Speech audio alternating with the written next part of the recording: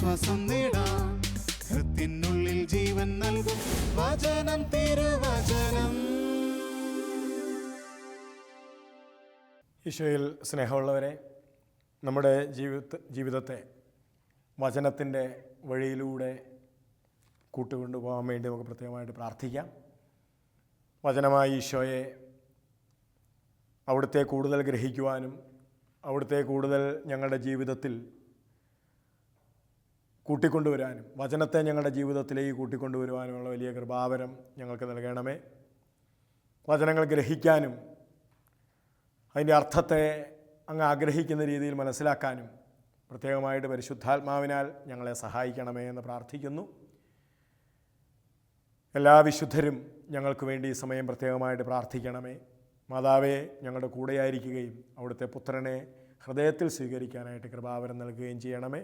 പിതാവിൻ്റെയും പുത്രൻ്റെയും പരിശുദ്ധാത്മാവിൻ്റെയും നാമത്തിൽ ആമേൻ. പ്രിയമുള്ളവരെ, നമ്മളിന്ന് വിശുദ്ധ മർക്കോസിൻ്റെ സുവിശേഷത്തിലെ ഒരു സംഭവം നമ്മളുടെ ധ്യാന വിഷയമാക്കുകയാണ്. 8-ാം അധ്യായത്തിൽ 22 മുതലുള്ള വാക്യങ്ങളിൽ കർത്താവ് ഒരന്ധന് കാഴ്ച നൽകുന്ന ഭാഗമുണ്ട്. നമ്മൾ പല പ്രാവശ്യം വായിച്ചിട്ടുള്ളതാണ്. 22 മുതലുള്ള വാക്യങ്ങൾ ഇങ്ങനെയാണ്: പിന്നീട് അവൻ ബത്സയിദായിലെത്തി കുറേ പേർ ഒരന്ധനെ അവൻ്റെ അടുത്ത് കൊണ്ടുവന്ന് അവനെ സ്പർശിക്കണമെന്ന് യേശുവിനോട് അപേക്ഷിച്ചു. നമുക്കറിയാം, ഈശോ തൻ്റെ പരസ്യജീവിതം ആരംഭിക്കുമ്പോൾ ലൂക്കാസ് വിശേഷം 4-ാം അധ്യായത്തിൽ സിനഗോഗിൽ വെച്ച് നടത്തുന്ന ഒരു പ്രസംഗം, തൻ്റെ വരവിൻ്റെ ഈ ഭൂമിയിലേക്കുള്ള തൻ്റെ വരവിൻ്റെ ഉദ്ദേശത്തെക്കുറിച്ച് പറഞ്ഞുകൊണ്ട് തൻ്റെ ദൗത്യത്തെക്കുറിച്ച് സംസാരിക്കുന്ന സമയത്ത് ലൂക്കാസ് വിശേഷം 4-ാം അധ്യായത്തിൻ്റെ 18 മുതലുള്ള വാക്യങ്ങൾ വായിക്കുമ്പോൾ നമുക്കറിയാം, കർത്താവ് പറഞ്ഞു, യെശയ്യാ പ്രവാചകൻ്റെ പുസ്തകത്തെ ഉദ്ധരിച്ചുകൊണ്ട് കർത്താവ് വായിച്ചു, കർത്താവിൻ്റെ ആത്മാവ് എൻ്റെ മേലുണ്ട്, ദരിദ്രരെ സുവിശേഷം അറിയിക്കുവാൻ അവിടുന്ന് തന്നെ അഭിഷേകം ചെയ്തിരിക്കുന്നു, അന്ധർക്ക് കാഴ്ചയും അടിച്ചമർത്തപ്പെട്ടവർക്ക് സ്വാതന്ത്ര്യവും കർത്താവിന് സ്വീകാര്യമായ വത്സരവും പ്രഖ്യാപിക്കുവാൻ അവിടുന്ന് തന്നെ അഭിഷേകം ചെയ്തിരിക്കുന്നു. അപ്പോൾ കർത്താവിൻ്റെ വരവിൻ്റെ ഉദ്ദേശത്തിൽ വളരെ പ്രധാനപ്പെട്ട ഒരു കാര്യമാണ് അന്ധരുടെ കാഴ്ച.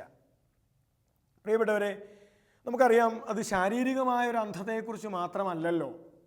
കർത്താവിൻ്റെ സൗഖ്യപ്പെടുത്തലുകൾ മനുഷ്യൻ്റെ ശാരീരിക അന്ധതയെ സൗഖ്യപ്പെടുത്തി എന്ന് മാത്രമല്ലല്ലോ നമ്മൾ കാണേണ്ടത്. പകരം കർത്താവ് അവൻ്റെ കണ്ണു തുറന്നു കൊടുത്തു, അവന് കാഴ്ച തുറന്നു കൊടുത്തു. കാഴ്ച നൽകുകയാണ് കർത്താവ് ചെയ്തത്. ആത്മീയ കാഴ്ച നൽകി, ഉൾക്കാഴ്ച നൽകി എന്നൊക്കെ നമുക്ക് പറയത്തക്കവണ്ണം കർത്താവ് മനുഷ്യർക്ക് ഒരു കാഴ്ചയാണ് നൽകുന്നത്. ഇവിടെ നമ്മൾ വായിക്കുന്നത് ഒരന്ധനെ, ശാരീരികമായി കാഴ്ചയില്ലാത്ത അന്ധനായ ഒരു മനുഷ്യനെ കർത്താവിൻ്റെ അടുത്ത് കൊണ്ടുവന്നു. അവൻ അന്ധനെ കൈക്ക് പിടിച്ച് ഗ്രാമത്തിന് വെളിയിലേക്ക് കൊണ്ടുപോയി. അവൻ്റെ കണ്ണുകളിൽ തുപ്പിയ ശേഷം അവൻ്റെ മേൽ കൈകൾ വെച്ചുകൊണ്ട് ചോദിച്ചു, നീ എന്തെങ്കിലും കാണുന്നുണ്ടോ? പ്രിയപ്പെട്ടവരെ, വളരെ പ്രധാനപ്പെട്ട ഒരു ചോദ്യമാണിത്. കർത്താവ് നമ്മളോടും ചോദിക്കുന്ന ഒരു ചോദ്യമാണ്. നീ എന്തെങ്കിലും കാണുന്നുണ്ടോ? കാണണം. കാണേണ്ടതുപോലെ കാണാൻ നമ്മളെ സഹായിക്കാൻ വേണ്ടിയാണ് കർത്താവായ ഈശോ വന്നത്. നമ്മളെങ്ങനെയാണ് കാര്യങ്ങളെ കാണുന്നത്? കർത്താവ് നമ്മളെ എങ്ങനെ കാണിക്കാനായിട്ടാണ് ആഗ്രഹിക്കുന്നത്?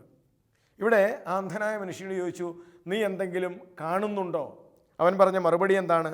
നോക്കിയിട്ട് അവൻ പറഞ്ഞു, ഞാൻ മനുഷ്യരെ കാണുന്നുണ്ട്, പക്ഷേ അവർ മരങ്ങളെ പോലെ ഇരിക്കുന്നു. നോക്കൂ പ്രിയപ്പെട്ടവർ, എന്തൊരു കാഴ്ചയാണത്! ഞാൻ മനുഷ്യരെ കാണുന്നുണ്ട്, പക്ഷേ ഞാൻ അവരെ കാണുന്നത് മനുഷ്യരായിട്ടല്ല, ഞാൻ അവരെ കാണുന്നത് മരങ്ങളായിട്ടാണ്. ഇതെന്തൊരു കാഴ്ചയാണ്! പലപ്പോഴും നമ്മുടെ ജീവിതത്തിൽ പറ്റുന്ന ഒരു കാഴ്ച ഇങ്ങനെയാണ്. നമ്മൾ പലതും കാണുന്നുണ്ട്, പക്ഷേ കാണേണ്ടതുപോലെ യഥാർത്ഥത്തിൽ നമ്മൾ അത് കാണുന്നില്ല. നമ്മൾ കാണുന്നത് മറ്റു പലതുമായിട്ടാണ്. ഉദാഹരണം, ഒരാളുടെ ജീവിതത്തിൽ ഒരു സഹനം ഉണ്ടാകുന്നു. അയാൾ അതിനെ കാണുന്നത്, ഇത് വലിയ ഭീകരമാണല്ലോ, ഇത് മറ്റാർക്കും ഇല്ലല്ലോ, ഇത് ഇങ്ങനെ സഹനം എനിക്ക് മാത്രമല്ലേ ഇങ്ങനെ സഹിക്കാനുള്ളൂ. കണ്ടോ, അയാളെ ആ സഹനത്തെ കാണുന്ന കാഴ്ച എത്രയോ വികലമാണത്. ഈ മനുഷ്യൻ കണ്ടതുപോലെ ഞാൻ മനുഷ്യരെ കാണുന്നുണ്ട്, പക്ഷേ ഞാൻ കാണുന്നത് മനുഷ്യരായിട്ടല്ല, മരങ്ങളായിട്ടാണ്. അങ്ങനെ കണ്ടിട്ട് എന്ത് കാര്യം?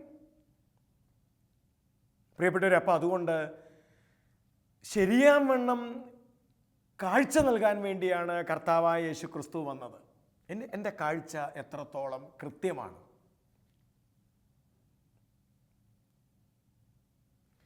അടുത്ത വാക്യം എങ്ങനെയാണ്?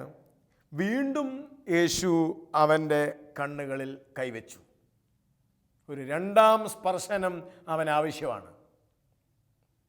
കാരണം അവൻ്റെ കാഴ്ച വ്യക്തമായ കാഴ്ചയല്ല, അവനൊരു രണ്ടാം സ്പർശനം ആവശ്യമാണ്. പ്രിയപ്പെട്ടവരെ, എനിക്കടുത്ത് താമസിക്കുന്ന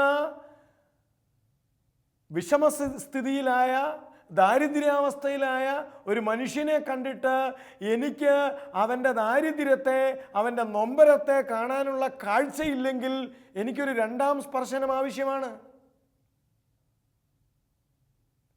ഇവിടെ ആദ്യത്തെ കാഴ്ചയിൽ ഇവനെന്താ പറ്റിയത്? അവൻ മനുഷ്യരെ കാണുന്നുണ്ട്, പക്ഷേ അവർ മരങ്ങളെ പോലെ ഇരിക്കുന്നു. മനുഷ്യനായിട്ട് കാണാനുള്ള കാഴ്ച ഇവനില്ല. ദരിദ്രനെ ദരിദ്രനായിട്ട് കാണാനുള്ള കാഴ്ച നിനക്കുണ്ടോ? വിഷമസന്ധിയിലെ ആവശ്യത്തിലായിരിക്കുന്ന ഒരു മനുഷ്യനെ അവൻ ആവശ്യത്തിലായിരിക്കുന്നു എന്ന് കാണാനുള്ള ഒരു കാഴ്ചപ്പാട് എനിക്കുണ്ടോ? ഒരു കുഞ്ഞുദാഹരണത്തിന്, ഈശോ ആദ്യത്തെ അത്ഭുതം പ്രവർത്തിക്കുന്നത് കാനായിലെ കല്യാണ വീട്ടിലാണ്. അവിടുത്തെ പ്രശ്നം എന്താ? ഭക്ഷണം തികഞ്ഞില്ല, വീഞ്ഞ് തീർന്നു പോയി. ഇന്നത്തെ നമ്മുടെ ഭാഷയിലേക്ക് കൊണ്ടുവന്നാൽ കുറേ ആളുകളെ വിളിച്ചു, ഭക്ഷണം തികഞ്ഞില്ല. ഏതൊക്കെ രീതിയിൽ അതിനെ നോക്കിക്കാണാം? വേണമെങ്കിൽ ഒരാൾക്ക് അവിടെ നിന്ന് വിളിച്ചു പറയാം, അതെങ്ങനെയാ? നോക്കിയും കണ്ടു ആളെ വിളിക്കണ്ടേ? കണ്ടോ, അയാളുടെ കാഴ്ച അങ്ങനെയാണ്. ഇത് വീട്ടുകാരനെ പറ്റിയ അമളിയാണ്, വീട്ടുകാരനെ പറ്റിയ അബദ്ധമാണ്. അയാളുടെ കാഴ്ച അങ്ങനെയാണ്. വേറൊരാൾക്ക് വേണേൽ പറയാം, അപ്പനും വിളിച്ചു, അമ്മയും വിളിച്ചു, മകളും വിളിച്ചു, മകനും വിളിച്ചു, എല്ലാവരും വിളിച്ചു, പക്ഷേ ആവശ്യത്തിന് ഭക്ഷണം കരുതിയില്ല.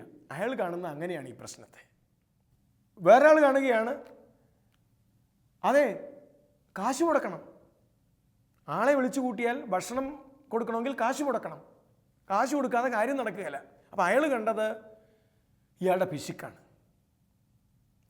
ഇവരെല്ലാം കണ്ടത് അവരുടെ കാഴ്ച അത്രയേ ഉള്ളൂ. പക്ഷേ അതിനിടയിൽ നിന്ന് ഈശോയുടെ അമ്മ കണ്ടത് അങ്ങനെയല്ല. അമ്മ കണ്ടത് അവരുടെ വിഷമമാണ്. അമ്മ കണ്ടത് അപ്പോഴത്തെ അവരുടെ പ്രയാസമാണ്. അമ്മ കണ്ടത് ആ സമയത്ത് അവരനുഭവിക്കുന്ന ദുസ്ഥിതിയാണ്. ഇത് അമ്മയുടെ ചങ്കുലച്ചു. കാഴ്ച ഇതാണ് പ്രിയപ്പെട്ടവരെ, കാണേണ്ടതുപോലെ കാണണം. അമ്മയുടെ ചങ്കുലച്ചു. അപ്പോൾ അമ്മ മകനോട് പറഞ്ഞു, മകനെ, അവർക്ക് വീഞ്ഞില്ല. അല്ലാതെ അയാൾ പിശുക്കനാണോ, അവിടെ അമ്മ കാര്യം നടത്തിയത് കൊണ്ടാണോ, മക്കൾ കാര്യം നടത്തിയത് കൊണ്ടാണോ, അവരുടെ കാര്യപ്രാപ്തി കുറവാണോ, അവരുടെ പിടിപ്പ് കുറവാണോ? ഇതൊന്നുമല്ല. അമ്മ കാഴ്ചയുള്ള വ്യക്തിയാണ്. മകനെ, അവർക്ക് വീഞ്ഞില്ല. പ്രിയപ്പെട്ടവരെ, ഇവിടെ നമ്മുടെയൊക്കെ ജീവിതങ്ങളിൽ നമ്മൾ വ്യക്തികളെ കാണേണ്ടതുപോലെ കാണുന്നുണ്ടോ? വേദനയിലായിരിക്കുന്ന ഒരു വ്യക്തിയെ കാണേണ്ടതുപോലെ ഞാൻ കാണുന്നുണ്ടോ? ദുഃഖത്തിലായിരിക്കുന്ന ഒരു വ്യക്തിയെ കാണേണ്ടതുപോലെ ഞാൻ കാണുന്നുണ്ടോ? ഈ ആദ്യത്തെ മനുഷ്യനെ പോലെയാണോ എൻ്റെ കാഴ്ച? അവൻ മനുഷ്യരെ കാണുന്നുണ്ട്, പക്ഷേ അവർ മരങ്ങളെ പോലെ ഇരിക്കുന്നു. അതുകൊണ്ട് കർത്താവിന് തോന്നി ഇവനൊരു രണ്ടാം സ്പർശനം ആവശ്യമാണ്. ഇവന് കാഴ്ച തുറന്നു കിട്ടിയിട്ടില്ല. ഇവന് പാതി കാഴ്ചയേ ഉള്ളൂ. ഈ പാതി കാഴ്ചയും വെച്ചുകൊണ്ട് ഇവൻ ജീവിക്കാൻ പാടില്ല. പ്രിയപ്പെട്ടവരെ, നമ്മൾ പാതി കാഴ്ചയും വെച്ചുകൊണ്ട് ജീവിക്കരുത്. അതുകൊണ്ട് ഇവനൊരു രണ്ടാം സ്പർശനം ആവശ്യമാണ്. കർത്താവ് അവൻ്റെ കണ്ണുകളിൽ, 25-ാമത്തെ വാക്യം, മർക്കോസ് സുവിശേഷം 8-ാം അധ്യായത്തിൻ്റെ 25-ാമത്തെ വാക്യം, വീണ്ടും യേശു അവൻ്റെ കണ്ണുകളിൽ കൈകൾ വെച്ചു. അവൻ സൂക്ഷിച്ചു നോക്കി, കാഴ്ച തിരിച്ചു കിട്ടുകയും ചെയ്തു. എല്ലാ വസ്തുക്കളും അവൻ വ്യക്തമായി കണ്ടു. പ്രിയപ്പെട്ടവരെ, കാഴ്ചയില്ലാത്ത മനുഷ്യരായിട്ട് നമ്മൾ തീരരുത്. വിശുദ്ധ ലൂക്കായുടെ സുവിശേഷത്തിൽ കർത്താവ് ഒരു സൗഖ്യം നൽകിയ സംഭവം വിവരിക്കുന്നുണ്ട്. അതായത് ലൂക്കാ സുവിശേഷം 13-ാം അധ്യായത്തിൽ കൂനുള്ള ഒരു സ്ത്രീയെ സുഖപ്പെടുത്തുന്നു. എന്നിട്ട് 13-ാമത്തെ വാക്യം ഇങ്ങനെയാണ്, അവൻ അവളുടെ മേൽ കൈകൾ വെച്ചു, തൽക്ഷണം അവൾ നിവർന്നു നിന്നു. നോക്കണേ, ജീവിതം മുഴുവനും കൂനി കൂനി കൂനി നടന്ന ഒരു സ്ത്രീ. കർത്താവ് അലിവ് തോന്നി അവളുടെ മേൽ കൈകൾ വെച്ചു, അവൾ നിവർന്നു നിന്നു. എന്തൊരു സമാധാനമായി കാണും ആ സ്ത്രീക്ക്, എന്തൊരു ആശ്വാസമായി കാണും ആ സ്ത്രീക്ക്. അത് കഴിഞ്ഞിട്ട് പറഞ്ഞിരിക്കുന്ന വാക്യം എന്താ? അവൾ ദൈവത്തെ സ്തുതിച്ചു. കാരണം അവൾക്ക് എന്ത് സമാധാനം കിട്ടി, കർത്താവ് എന്ത് വലിയ കാര്യമാണ് ചെയ്തത്. പ്രിയപ്പെട്ടവരെ, 14-ാമത്തെ വാക്യം രസകരമാണ്. യേശു സാപത്തിൽ രോഗം സുഖപ്പെടുത്തിയതിനാൽ സിനഗോഗ് അധികാരി കോപിച്ചു. അയാൾ കാഴ്ചയില്ലാത്ത മനുഷ്യന്. അയാൾക്ക് ഈ സംഭവത്തെ ആ സ്ത്രീക്ക് കിട്ടിയ ഒരു ആശ്വാസമായിട്ടോ ആ സ്ത്രീക്ക് കിട്ടിയ ഒരു സമാധാനമായിട്ടോ കാണാൻ പറ്റാത്തവണ്ണം കാഴ്ചയില്ലാത്ത മനുഷ്യനാണ് അയാൾ. പ്രിയപ്പെട്ടവരെ, നമുക്കിടയിൽ ഇന്നും ഈ കാഴ്ചയില്ലാത്തവരുണ്ട്. ഈ സൗഖ്യത്തെ ഒന്ന് സന്തോഷത്തോടെ നോക്കിക്കാണാൻ, എൻ്റെ ദൈവമേ, ഇത്രയും വർഷങ്ങളായിട്ട് ആ കൂനി റാ പോലെ വളഞ്ഞു നടന്ന ആ സ്ത്രീക്ക് ഈ മനുഷ്യൻ ഒരു സുഖം കൊടുത്തല്ലോ എന്ന് ചിന്തിക്കാൻ പറ്റാത്തവണ്ണം കാഴ്ചയില്ലാത്ത മനുഷ്യനാണ് സിനഗോഗ് അധികാരി. കാഴ്ചയില്ലാത്ത മനുഷ്യൻ. ഈ കാഴ്ചയില്ലായ്മയെക്കുറിച്ച് വിശുദ്ധ യോഹന്നാൻ്റെ സുവിശേഷത്തിൽ 9-ാം അധ്യായത്തിൽ വീണ്ടും വർണ്ണിക്കുന്നുണ്ട്. ഈ കാഴ്ചയില്ലാത്ത മനുഷ്യരെക്കുറിച്ച് 9-ാം അധ്യായത്തിൽ കർത്താവ് ഇതുപോലെ ഒരന്ധനെ സുഖപ്പെടുത്തി. അതും സാപത്തിൻ്റെ അന്നായിപ്പോയി.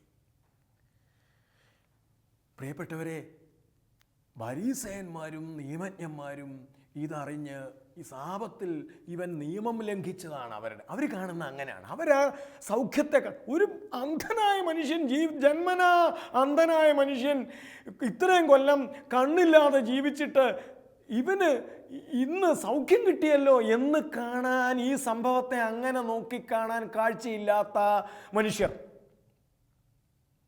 അവരപ്പം തന്നെ അവനെ തപ്പിപ്പിടിക്കാൻ നോക്കി, അവനെ കൊണ്ട് തെളിവെടുക്കാൻ. സാപത്തിൻ്റെ അന്ന് എന്നെ അയാൾ സുഖപ്പെടുത്തിയെന്ന് ഇവൻ്റെ വായിൽ നിന്ന് തെളിവ് കിട്ടാൻ വേണ്ടി അവർ ചെന്നു. മാതാപിതാക്കൾക്ക് ചെന്നു. നിങ്ങളുടെ മകൻ അന്ധനായിരുന്നോ? അതെ. ഇപ്പം കാണാവോ? കാണാം. ആരാണ് അവനെ സുഖപ്പെടുത്തിയത്? മാതാപിതാക്കൾ പറഞ്ഞു, അത് നിങ്ങൾ അവനോട് ചോദിക്കുക. അവൻ്റെ അടുക്ക് ചെന്നു. എടാ, നീ കണ്ണുപൊട്ടനായിരുന്നോ? അതെ. നിനക്കിപ്പോൾ കാണാവോ? കാണാം. ആരാ നിന്നെ സുഖപ്പെടുത്തിയത്? ഉടനെ അവൻ തിരിച്ചു ചോദിക്കുന്നുണ്ട്, എന്താ നിങ്ങൾക്കും അവൻ്റെ അടുക്ക് പോണോ? ഇങ്ങനെ ഇവൻ്റെ കയ്യിൽ നിന്ന് തെളിവ് കിട്ടാതെ വന്നപ്പോൾ പ്രിയപ്പെട്ടവരെ, അവർ അവനെ പുറത്താക്കി. എന്തൊരു അന്ധതയാന്ന് നോക്കിയേ, എന്തൊരു ആത്മീയ അന്ധതയാണ്. അവർ അവനെ പുറത്താക്കി. പ്രിയപ്പെട്ടവരെ, നമ്മുടെ ജീവിതത്തിൽ ഇങ്ങനെ ചില അന്ധതയുണ്ടാകും. ഞാൻ നോക്കുന്നുണ്ട്, ഒരിക്കൽ ഒരു 30 വയസ്സ് കഴിഞ്ഞ ഒരു പെൺകുട്ടിയുടെ വിവാഹം അവളുടെ വീട്ടുകാർ വിചാരിച്ചിട്ട് അത് നടക്കണില്ല, പണമില്ലാത്തതുകൊണ്ട്. അപ്പം ഒന്ന് സഹായിക്കാൻ വേണ്ടി ഞങ്ങൾ കുറച്ചു പേർ ചേർന്ന് ഒന്ന് മുൻകൈ എടുത്ത് ചില വീടുകളിൽ ചെന്ന് ഒന്ന് സഹായിക്കാമോ എന്ന്. അവിടെ തന്നെ ഒരു മനുഷ്യൻ, ക്രൈസ്തവനായ ഒരു മനുഷ്യൻ തന്ന മറുപടി, അവളും അപ്പനും എൻ്റെ അപ്പനും അവളുടെ അപ്പനും ഞാനും ഒരുമിച്ചാണ് മല കയറിയത്. എന്ന് വെച്ചാൽ കുടിയേറ്റ കാലത്ത് ഒരുമിച്ച് മല കയറിയവരാണ് അവളുടെ അപ്പനും ഞാനും. അവളുടെ അപ്പൻ ചായ കുടിക്കണമെന്ന് തോന്നിയപ്പോൾ ചാരായം കുടിച്ചു, ഞാൻ ചായ കുടിക്കണമെന്ന് തോന്നിയപ്പോൾ ചൂടുവെള്ളം കുടിച്ചു. അതുകൊണ്ട് എനിക്കിന്നുണ്ട്, അയാൾക്കില്ല. അതുകൊണ്ട് അയാളുടെ മകളെ കെട്ടിക്കാൻ ഞാൻ എന്തെങ്കിലും തന്ന തമ്പുരാൻ പോലും എന്നോട് പൊറുക്കില്ല. ആലോചിച്ച് നോക്കിയേ, അയാൾ കാണുന്ന കാഴ്ച, അവളുടെ അപ്പൻ തൂർത്തടിച്ചു, കള്ളു കുടിച്ചു, അതുകൊണ്ട് അയാളുടെ മകള് കെട്ടിച്ചു വിട്ടില്ലെങ്കിലും കുഴപ്പമില്ല, നിൽക്കട്ടെ, വീട്ടിൽ നിൽക്കട്ടെ. പ്രിയപ്പെട്ടവരെ, നമുക്ക് വേണ്ടതൊരു കാഴ്ചയല്ലേ? ദരിദ്രനെ ദരിദ്രനായി കാണാനുള്ള കാഴ്ച. ശിമിയോൻ്റെ വീട്ടിൽ കർത്താവ് ഭക്ഷണത്തിനിരിക്കുന്നത് യോഹന്നാൻ ശ്ലീഹ വിവരിക്കുന്നുണ്ട് 8-ാം അധ്യായത്തിൽ. പ്രിയപ്പെട്ടവരെ, ശിമിയോൻ്റെ വീട്ടിൽ ഈശോ ഭക്ഷണത്തിനിരിക്കുമ്പോൾ അവിടെ ഈശോയുടെ കാൽക്കൽ അവൾ വന്നിരുന്നു. എങ്ങനെയോ അവൾ ആ വീട്ടിൽ തപ്പിപ്പിടിച്ച് കയറി, പാപിനി സ്ത്രീ. അങ്ങനെ അവൾ വന്ന് അവൻ്റെ കാൽക്കലിരുന്നപ്പോൾ ചുറ്റുമുള്ളവരുടെ കാഴ്ച എന്താ? ശിമിയോൻ ഉൾപ്പെടെയുള്ള മനുഷ്യരുടെ കാഴ്ച എന്താ? പാപിനി വന്നിരിക്കണു, കൊള്ളരുതാത്തവൾ വന്നിരിക്കുന്നു, ഇവളെന്നാ കാര്യത്തിനാണ് ഈ മാന്യന്മാരിയ്ക്കുന്നിടത്ത് വന്നിരിക്കുന്നത്?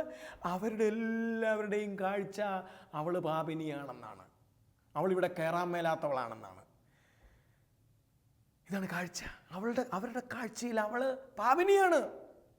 അവൾ ഈ നല്ല സദസ്സിൽ വന്നിരിക്കാൻ അർഹതയില്ലാത്തവളാണ്.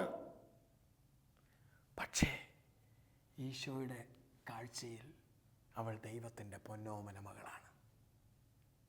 അവൾ പാപം ചെയ്തിട്ടുണ്ടായിരിക്കാം, പക്ഷേ എൻ്റെ പിന്നിൽ എൻ്റെ കാൽക്കൽ തൊട്ടിരിക്കുന്നത് ദൈവത്തിൻ്റെ പൊന്നോമന മകളാണ്. ഈ കാഴ്ച ഇതാണ് ഈശോയുടെ കാഴ്ച.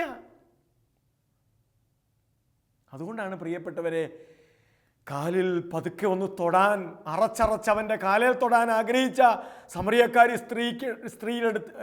പാപിനി സ്ത്രീയുടെ അടുത്തേക്ക് ഞാൻ വിചാരിക്കുന്നു അവൻ കാല് നീട്ടി വെച്ച് കൊടുത്തിട്ടുണ്ടാവണം.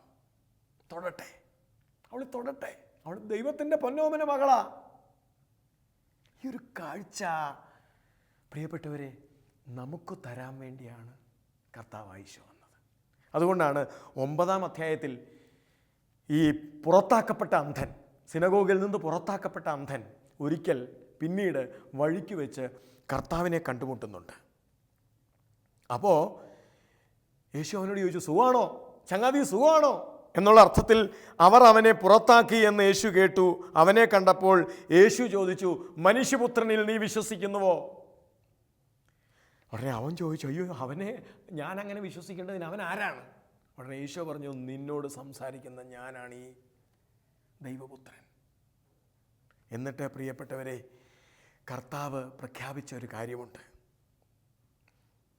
യേശു പറഞ്ഞു, കാഴ്ചയില്ലാത്തവർ കാണുകയും കാഴ്ചയുള്ളവർ അന്ധരായി തീരുകയും ചെയ്യേണ്ടതിന് ന്യായവിധിക്കായിട്ടാണ് ഞാൻ വന്നിരിക്കുന്നത്. കാഴ്ചയില്ലെന്ന് വിചാരിക്കുന്നവർക്ക് പലതും കാണാൻ പറ്റും. എന്നാൽ കാഴ്ചയുണ്ടെന്ന് അഭിമാനിക്കുന്ന പലരും അന്ധരായിട്ട് ഇവിടെ ജീവിക്കേണ്ടി വരും. കാഴ്ചയുണ്ടെന്ന് അഭിമാനിക്കുന്ന നമ്മൾ അന്ധരായിട്ട് ജീവിക്കുമ്പോൾ കാഴ്ചയില്ലെന്ന് വിചാരിക്കുന്ന പലരും കർത്താവായ യേശുക്രിസ്തുവിനാൽ കാഴ്ച കിട്ടും.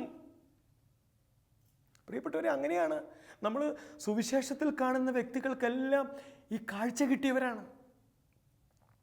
ഉദാഹരണത്തിന് സക്കേവൂസ്, അന്നുവരെ അവൻ്റെ കാഴ്ച എന്താ? അവൻ്റെ കാഴ്ച പണം വേണം, പണമില്ലെങ്കിൽ പിണമാണ്. അവൻ്റെ കാഴ്ചയും കാഴ്ചപ്പാടും അത്രയേ ഉള്ളൂ. പണമില്ലെങ്കിൽ പിണമാണ്, പണം ഉണ്ടെങ്കിലേ വിലയുള്ളൂ, അതുകൊണ്ട് പണം ഉണ്ടാക്കണം, എങ്ങനെയും പണം ഉണ്ടാക്കണം, ഇതാണ് അവൻ്റെ കാഴ്ച. അത്രേ അവന് കാഴ്ചയുള്ളൂ. പക്ഷേ യേശുക്രിസ്തു സക്കേവൂസിൻ്റെ വീട്ടിലേക്ക് കടന്നു വരികയും അവിടെ അവൻ്റെ വീട്ടിൽ ഭക്ഷണം കഴിക്കുകയും ചെയ്തപ്പോൾ ഈ സക്കേവൂസിൻ്റെ ജീവിതത്തിൽ വന്ന മാറ്റം, അവന് കാഴ്ച കിട്ടി. 2-ാം സ്പർശനമുണ്ടായി. അവൻ്റെ പാതി കാഴ്ച പോരാ, അവനൊരു 2-ാം സ്പർശനമുണ്ടായി. അവിടെ വെച്ച് സക്കേവൂസിന് കിട്ടിയ കാഴ്ച എന്താ? പണമല്ല വലുത്, കർത്താവായ യേശു കൊണ്ടുവന്ന രക്ഷയാണ് വലുത്, പണമല്ല വലുത്. എനിക്ക് ചുറ്റുമുള്ള മനുഷ്യരാണ് വലുത്. ഈ കാഴ്ചപ്പാട് കിട്ടി. ഇതാണ് കാഴ്ച. ഞാൻ ആരുടെ പിടിച്ചു പറിച്ചിട്ടുണ്ടോ, ആരുടേത് വഞ്ചിച്ചെടുത്തിട്ടുണ്ടോ, ആരുടേത് തട്ടിപ്പറിച്ചിട്ടുണ്ടോ, അവരൊക്കെ ദൈവത്തിൻ്റെ പൊന്നോമന മക്കളാ എന്നൊരു കാഴ്ച കിട്ടിയില്ലേ അവിടെ സക്കേവൂസിന്? ആ കാഴ്ച കിട്ടിയപ്പോഴാണ് സക്കേവൂസ് പറഞ്ഞത്, ഞാൻ വഞ്ചിച്ചെടുത്തതും വക്രിച്ചെടുത്തതും ഒക്കെ ദൈവത്തിൻ്റെ പൊന്നോമന മക്കളതാ. ഞാനും മകനും അവനും മകൻ, ഞാൻ മകൻ അവൾ മകൾ. ഈ ഒരു കാഴ്ച കിട്ടിയപ്പോൾ സക്കേവൂസ് തൻ്റെ കയ്യിലിരിക്കുന്നതെല്ലാം ഈ മക്കൾക്ക് വിളമ്പാൻ തയ്യാറായി. അവൻ അന്യനല്ലല്ലോ. ഇന്നലെ ഞാൻ പിടിച്ചു പറിച്ചപ്പോൾ എൻ്റെ കാഴ്ചയിൽ അവൻ അന്യനായിരുന്നു. പക്ഷെ ഇപ്പോൾ സക്കേവൂസിന് കാഴ്ച കിട്ടി, അവൻ അന്യനല്ല, ഞാൻ ദൈവത്തിൻ്റെ പൊന്നോമന മകനും അവനും ദൈവത്തിൻ്റെ പൊന്നോമന മകനാ. അപ്പം പിന്നെ എൻ്റെ കയ്യിലുള്ളത് അവനും കൂടെ വേണ്ടിയിട്ടാണ്. അവൻ സഹോദരനാ, എൻ്റെ അപ്പൻ്റെ പൊന്നോമന മകനാ. അപ്പം എൻ്റെ കയ്യിലുള്ളത് അവനും കൂടെ വേണ്ടിയിട്ടാണ്. അപ്പോഴാണ് സക്കേവൂസിൻ്റെ ഇന്നലെ വരെ കൂട്ടിവെച്ചിരുന്നതെല്ലാം എടുത്ത് സക്കേവൂസ് വിളമ്പുന്നത്. കാഴ്ച കിട്ടിയപ്പോഴാണ്. ഫ്രാൻസിസ് അസീസി കാഴ്ച കിട്ടിയ ദൈവത്തിൻ്റെ പൊന്നോമന മകൻ, കാഴ്ച കിട്ടിയവൻ. അതുകൊണ്ടാണ് തൻ്റെ പ്രായത്തിലുള്ള പിള്ളേർ തെരുവിലൂടെ നഗ്നരായി നടക്കണ കണ്ടപ്പോൾ ഫ്രാൻസിസ് അസീസി പട്ടുവസ്ത്ര വ്യാപാരിയുടെ മകൻ തൻ്റെ അപ്പൻ്റെ ഗോഡൗണിൽ കയറിയിട്ട് അതിൻ്റെ 2ാം നിലയിൽ നിന്ന് വസ്ത്രങ്ങൾ തെരുവിലേക്ക് വലിച്ചെറിയുന്നുണ്ട്. ഉടുക്ക് ഉടുക്ക് ഉടുക്ക്. പ്രിയപ്പെട്ടവരെ, നമ്മുടെ ജീവിതത്തിൽ ദൈവം ആഗ്രഹിക്കുന്നത് പോലെ മനുഷ്യരെ കാണാനുള്ള കാഴ്ചയാണ് വേണ്ടത്. ദൈവം ആഗ്രഹിക്കുന്നത് പോലെ വേദനിക്കുന്നവരെ, മദർ തെരേസ വേദനിക്കുന്നവരിൽ കർത്താവിനെ കാണാനുള്ള കാഴ്ച കിട്ടിയില്ലേ? കാഴ്ച. നമുക്ക് വേണ്ടതൊരു കാഴ്ചയാണ്. നമ്മൾ പ്രാർത്ഥിക്കേണ്ടതും കർത്താവെ എൻ്റെ കണ്ണു തുറന്നു തരണേ എന്നാണ്. എനിക്ക് കാഴ്ച തരണേ എന്നാണ് പ്രാർത്ഥിക്കേണ്ടത്. എൻ്റെ അന്ധത മാറ്റണമേ. മനുഷ്യരെ കണ്ടിട്ട് മരങ്ങളെ പോലെ തോന്നുന്ന, ദരിദ്രനെ കണ്ടിട്ട് ദാരിദ്ര്യമില്ലാത്തവനെ പോലെ തോന്നുന്ന, ദുഃഖമുള്ളവനെ കണ്ടിട്ട് ദുഃഖമില്ലാത്തവനെ പോലെ തോന്നുന്ന കാഴ്ചയില്ലേ? ആ കാഴ്ചയിൽ നിന്ന് എൻ്റെ കർത്താവെ എൻ്റെ സഹോദരനെ കാണുമ്പോൾ അവനായിരിക്കുന്നത് പോലെ കാണാൻ, എൻ്റെ സഹോദരനായി കാണാൻ, എൻ്റെ സഹോദരിയായി കാണാൻ ഉള്ള കാഴ്ച തരണമേ എന്നാണ് പ്രാർത്ഥിക്കേണ്ടത്. അതുകൊണ്ട് പ്രിയപ്പെട്ടവരെ, ഒരു 2ാം സ്പർശനത്തിന് സമയമായി. നമുക്കൊരു 2ാം സ്പർശനത്തിന് സമയമായി. അത് ആവശ്യമുണ്ട് കർത്താവേ എന്ന് പറയണം. എനിക്കൊരു 2ാം സ്പർശനം ആവശ്യമുണ്ട് കർത്താവേ.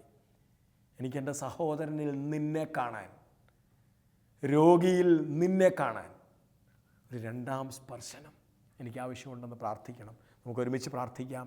കർത്താവായ ഈശോയെ, ഞങ്ങളുടെ ജീവിതങ്ങൾക്ക് ആവശ്യമായ ഒരു വലിയ കാഴ്ചയുടെ തുറവി അങ്ങ് ഞങ്ങൾക്ക് തരണമേ എന്ന് പ്രാർത്ഥിക്കുന്നു. ഞങ്ങളുടെ കണ്ണുകൾ ഇന്ന് അടഞ്ഞതാണെങ്കിൽ, സഹോദരൻ്റെ വിശപ്പ് കാണാൻ പറ്റാത്തവണ്ണം, സഹോദരൻ്റെ ദുരിതം കാണാൻ പറ്റാത്തവണ്ണം, സഹോദരൻ്റെ കരച്ചിൽ കാണാൻ പറ്റാത്തവണ്ണം ഞങ്ങളുടെ കണ്ണുകൾ ഇന്ന് അടഞ്ഞതാണെങ്കിൽ, കർത്താവെ, എൻ്റെ അയൽപക്കത്ത് താമസിക്കുന്ന വ്യക്തിയെ കാണാൻ പറ്റാത്തവണ്ണം എൻ്റെ കണ്ണ് അടഞ്ഞതാണെങ്കിൽ, കാഴ്ചയില്ലെങ്കിൽ, കർത്താവായ ഈശോയെ, എനിക്കൊരു 2ാം സ്പർശനം ആവശ്യമുണ്ടെന്ന് ഞാൻ സമ്മതിക്കുന്നു. എൻ്റെ കണ്ണുകൾ തുറന്നു തരണമേ എന്ന് ഞാൻ പ്രാർത്ഥിക്കുന്നു. പിതാവിൻ്റെയും പുത്രൻ്റെയും പരിശുദ്ധാത്മാവിൻ്റെയും നാമത്തിൽ ആമേൻ.